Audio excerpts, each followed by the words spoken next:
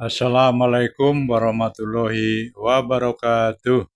Saudara-saudara sekalian, dimanapun Anda berada, semoga Anda semua dalam keadaan sehat walafiat, tidak kurang satu apa, selalu dalam lindungan Allah Subhanahu wa Ta'ala. Amin, amin, ya Rabbal 'Alamin.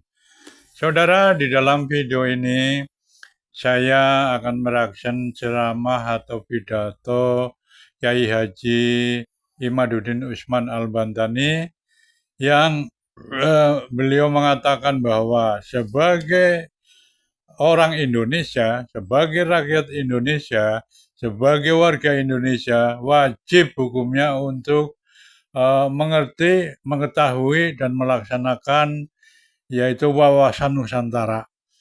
Jadi setidaknya ngertilah sejarah Indonesia, karena banyak sekali Habib-Habib imigran Yaman yang sengaja membelokkan sejarah Indonesia, sejarah nasional Indonesia. Nah, ini bahaya.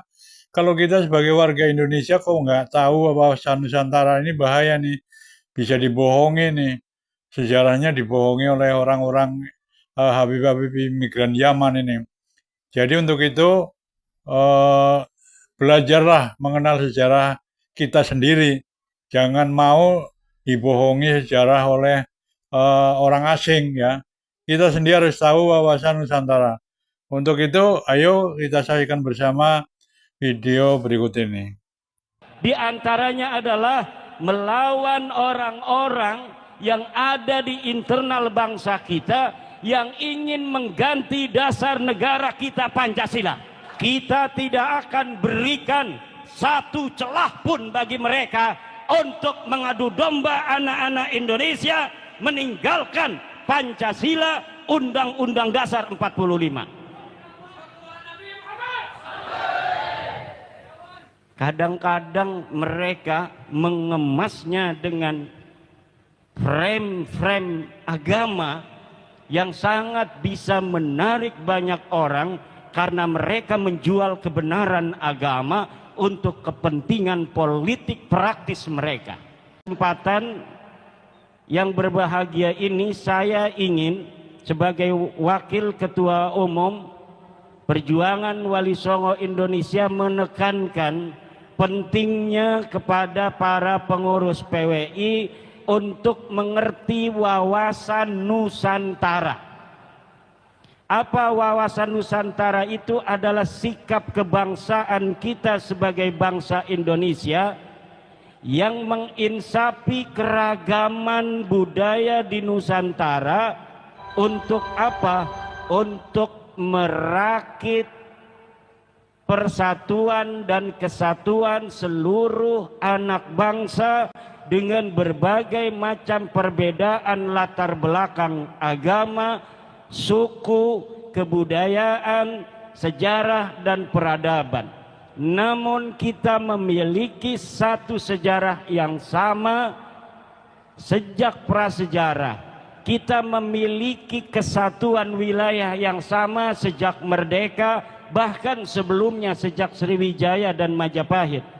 Kita memiliki kesatuan nasib yang sama sebagai bangsa Nusantara yang lahir dan besar di atas tanah air Nusantara, yang diwarisi oleh leluhur-leluhur kita bangsa Nusantara, yang nanti akan kita wariskan juga untuk anak-anak cucu kita bangsa-bangsa Nusantara, yang kemuliaannya diberikan hanya untuk anak-anak cucu bangsa Nusantara sampai selama-lamanya.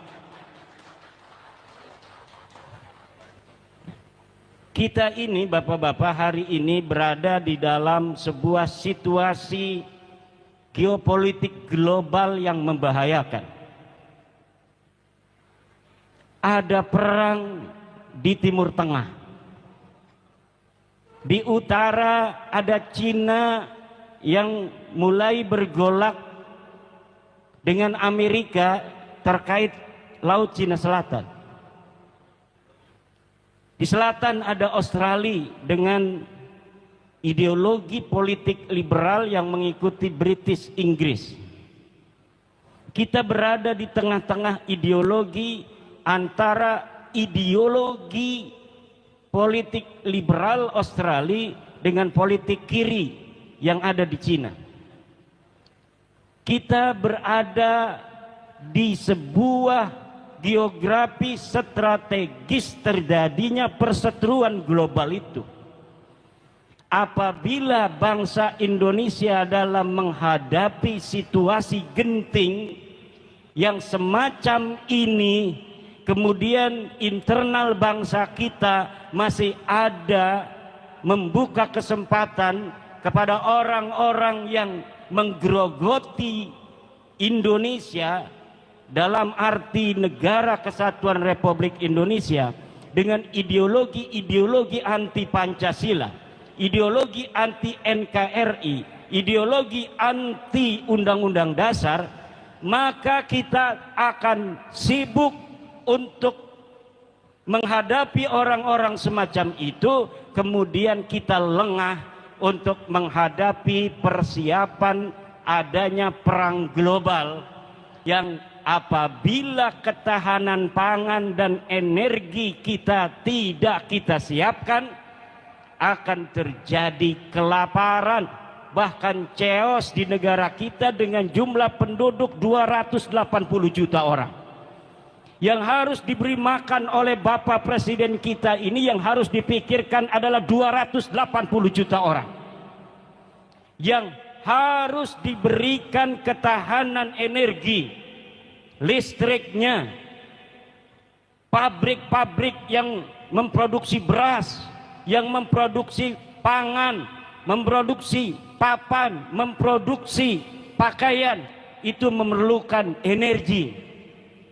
Apabila sumber daya energi kita dan sumber daya pangan kita ini kemudian tidak dapat kita persiapkan dengan swasembada, maka akan terjadi kelaparan nanti bangsa Indonesia.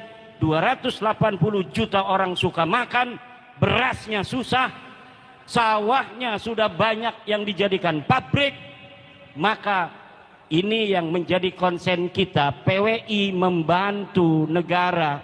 Apa-apa yang sudah dilakukan oleh negara ini banyak, tetapi ada beberapa hal yang bisa dilakukan oleh kita sebagai warga negara untuk membantu negara. Di antaranya adalah melawan orang-orang yang ada di internal bangsa kita yang ingin mengganti dasar negara kita Pancasila. Kita tidak akan berikan satu celah pun bagi mereka untuk mengadu domba anak-anak Indonesia meninggalkan Pancasila, Undang-Undang Dasar 45.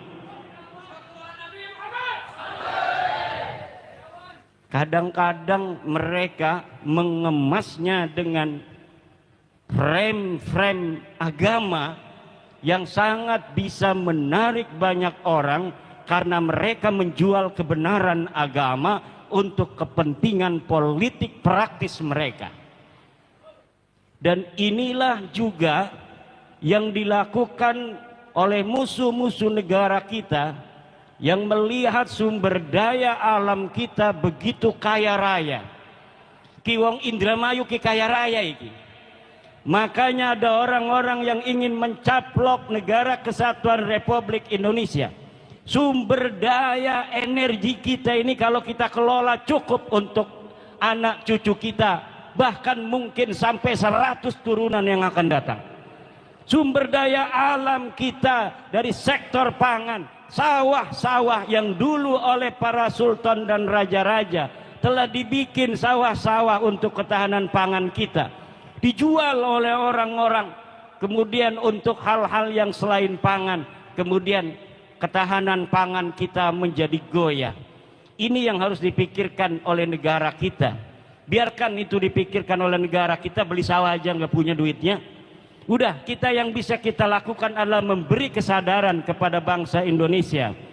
Jangan mau terperdaya oleh orang-orang yang menjual agama untuk kepentingan politik. Suriah menjadi contoh nyata bagaimana hari ini dengan adu domba antar penduduk Suriah keadaan Suriah sekarang chaos, kacau balau. Mereka memuntahkan peluru untuk saudara-saudara mereka sendiri. Presidennya diturunkan, akhirnya negara asing Israel masuk ke dalam negara Suriah. Mau tidak Indonesia ini dikuasai oleh orang asing? Makanya itu petoak-petoak yang selalu ingin mengganggu dasar negara kita, merongrong dasar negara kita, NKRI kita, ini jangan kita berikan kesempatan sedikit pun. Bagaimana caranya? Caranya adalah sadarkan mukibin-mukibin, jangan ikut lagi mereka. Mereka bukan hanya menjual agama, tapi juga menjual Rasulullah. Mereka mengaku sebagai keturunan Rasulullah untuk apa? Untuk menjaring para mukibin-mukibin itu agar hilang kesadaran kritisnya terhadap nilai-nilai kebangsaannya. Akhirnya mereka menerima apa yang mereka ajak, padahal itu bukan untuk manfaat yang diajak, tapi semata untuk kepentingan dirinya dan kelompoknya saja. Banyak sudah yang terkecoh oleh pengakuan mereka sebagai turunan Nabi. Pas diteliti ternyata jangankan keturunan Nabi, orang Arab aja bukan. Ini para kabib-kabib itu, jangankan mereka keturunan Rasulullah, orang Arab aja bukan. Dari mana taunya? Dari DNA-nya. Orang Arab itu ber-DNA J1. Sementara 180 orang dari mereka yang telah tes DNA ketahuan oleh PWI, kita download itu semua hasilnya dari Amerika.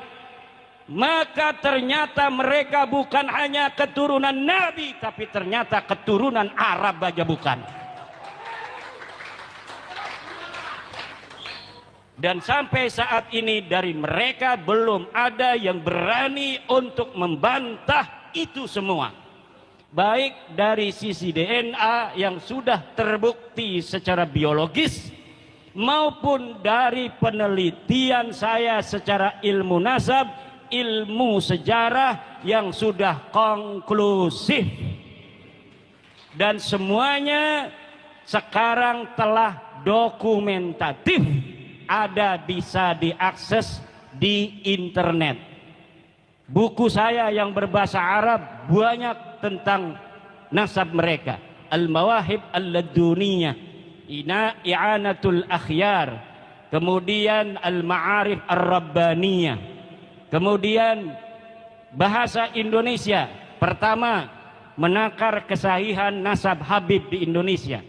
Yang kedua, terputusnya nasab Habib di Indonesia. Yang ketiga, skandal ilmiah, sejarah dan nasab palsu Ba'alawi. Yang ketiga adalah kronik perjalanan ilmiah Imaduddin Usman dalam membongkar nasab palsu.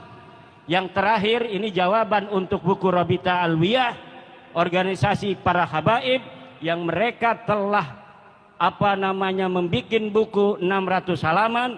Saya jawab dalam waktu beberapa minggu dengan judul Ulama Nusantara Menggugat Nasab Palsu.